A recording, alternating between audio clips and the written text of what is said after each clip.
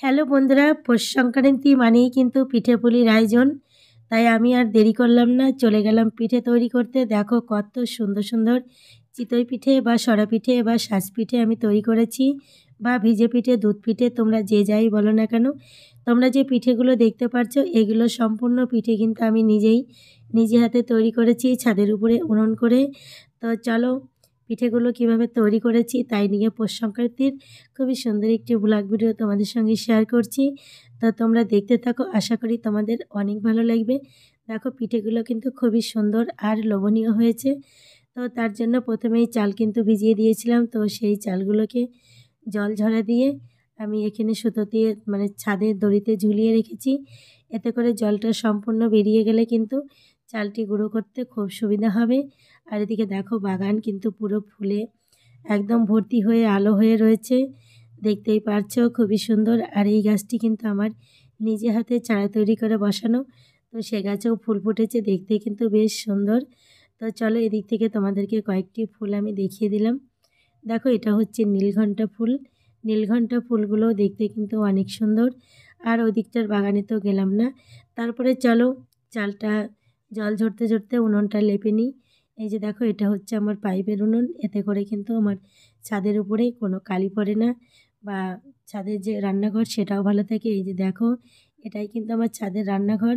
আর এই যে বালতির মধ্যে কিন্তু মাছ জিয়ে রেখেছি, জিওল মাছ। আর তোমাদেরকে আমি আমার খড়িগুলো দেখাই, যে দেখো আমি মানে কি বলবো, পাকা ঘর বাড়িতে থাকলেও কিন্তু আমার বাড়িতে একদম গ্রামের পরিবেশ তোমরা দেখতে পাবে। দেখো কত পরিমাণে খড়ি, নারকলের ডগা, পাতা, গাছের ডাল। কারণ আমার ছোট্ট একটু বাগান রয়েছে, সেই বাগানের সমস্ত পাতা টাতাগুলো আমি লোক দিয়ে সুন্দর করে তুলে এনে রেখে দিই সারা বছর, ছাদে শুকিয়ে এখানে জড়ো করে রেখে দিই।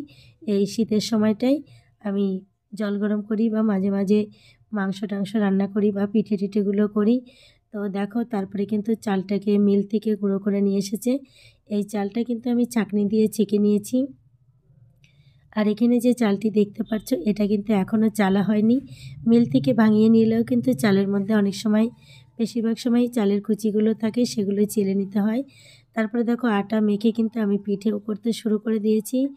আর এদিকে কিন্তু আমি একাই ভিডিওগুলো করি, তাই সম্পূর্ণ সব কিছু আমি ঠিকঠাক তোমাদের সঙ্গে শেয়ার করতে পারি না। এক হাতে দেখো আটা মাখতে মাখতে কিন্তু ভিডিও আমি করতে পারিনি, তাই মেখে উনুন ধরিয়ে কয়েকবার পিঠে ভেজে তারপরে কিন্তু আমি তোমাদেরকে ফোন মানে ভিডিও ক্যামেরাটি ধরে তোমাদের সঙ্গে ভিডিওটি শেয়ার করলাম। বুঝতেই পারছো তোমরা যারা ভিডিও করো। আর এদিকে দেখো আমি নিচে গ্যাসের উনুনে পিঠের যে রস, সেই দুধ এবং খেজুরের গুড়, পাটালি গুড়, সেগুলো জাল দিয়ে নিচ্ছি। রসটিও এখানে করে নিলাম। তারপরে চলো এক এক করে পিঠেগুলো দিচ্ছি আর ভেজে ভেজে উঠোচ্ছি। তো সব কিছুই তোমাদেরকে যতটা পারবো দেখাবো। দেখো এই যে পিঠেগুলো কিন্তু সম্পূর্ণ সাজের এই বাটিগুলো ভর্তি করে দিলাম। এদিকে দেখো হয়েও যাচ্ছে। তো সেই পিঠেগুলো কিন্তু তুলে নিচ্ছি। আর সম্পূর্ণ কিন্তু এক হাতেই সমস্ত কাজ করি। আমার বাড়িতে কিন্তু এই মানে সাহায্য করার মতো সেরকম কেউ নেই, সবাই পুরুষ ছেলে। এবার তারা সময় না হলে বাড়িতে আসবে না, সবাই যার যার কর্মে রয়েছে। এদিকে দেখো পিঠে কিন্তু ভালো মতো হয়ও নি, মানে সবেমাত্র যে একটি খোলা দিয়েছিলাম, সেখানে যে পিঠেটি হয়েছিল সেই পিঠে নিয়েই আমার দুষ্টু কিন্তু বসে গেছে, তোমরা দেখতে পারছো। দেখো পিঠেটা উল্টে গেছে আর সোজা করতে পারছে না। তো আবার ওদিকে ওর পিঠেটাও সোজা করে দিলাম। দেখো কি সুন্দর হাতে ধরে, শক্ত পিঠে হাতে ধরে কুটকুট করে ছোট ছোট দাঁত দিয়ে কেটে ও কিন্তু খাচ্ছে। তোমরা দেখো খুবই ভালো লাগবে।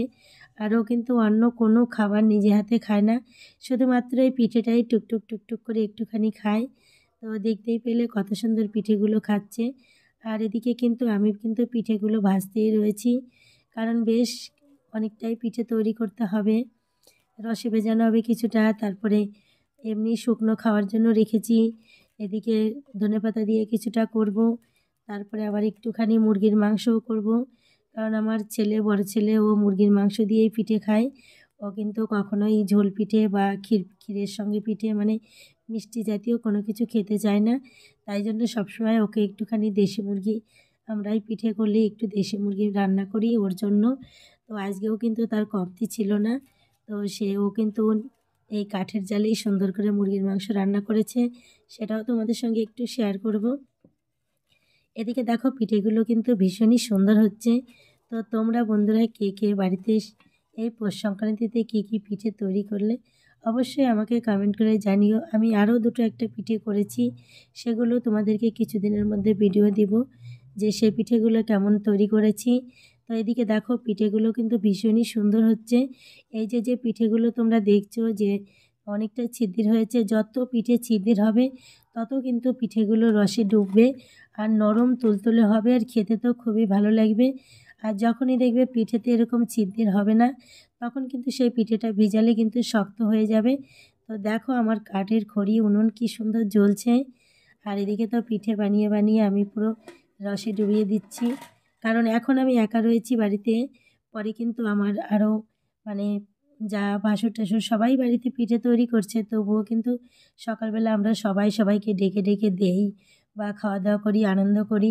তো সেই কারণে একটু বেশিই বানাতে হয়, আত্মীয় স্বজন তো সবারই রয়েছে। তো এদিকে দেখো এই যে ছেলে কাঠের জালে মোটামুটি মুরগির মাংস হয়েই এসেছে। তো এই যে দেশি মুরগির মাংস রান্না করছে। এদিকে কিন্তু অর্ধেকটা এখান থেকে তুলেও নিয়েছে, নিয়ে ওরা কিন্তু শুকনো পিঠে দিয়ে খেতে শুরু করে দিয়েছে।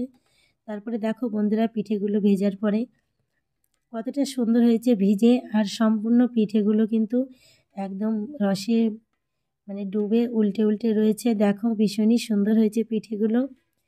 তো তোমরা দেখতেই পেলে, আর কে কে এই পিঠে তৈরি করতে পারো তোমরাও কমেন্ট করে জানিও। আর যদি কেউ এগুলো পিঠে তৈরি করতে পারো না, তাহলে আমাকে ছোট্ট করে একটু কমেন্ট করো, তাহলে কিভাবে পিঠেগুলো সুন্দর করে এরকম তৈরি করবে আমি তাই নিয়ে একটি ভিডিও তোমাদের সঙ্গে শেয়ার করব।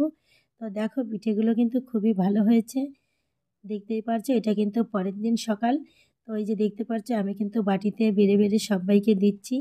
আর এটা কিন্তু লাইটের কম, সেই জন্য পিঠের কালারগুলো এলোমেলো লাগছে। ভীষণই সুন্দর হয়েছে, তোমরা দেখতেই পারছো। খেজুরের পাটালি গুড়ের পিঠে, আর প্রত্যেকটি ছিদ্র কিন্তু তোমরা দেখতেই পারছো। তো বন্ধুরা কেমন লাগলো অবশ্যই কমেন্টের মাধ্যমে জানিও। সবাই ভালো থেকো, সুস্থ থেকো। আজকের মতো এ পর্যন্ত, নমস্কার।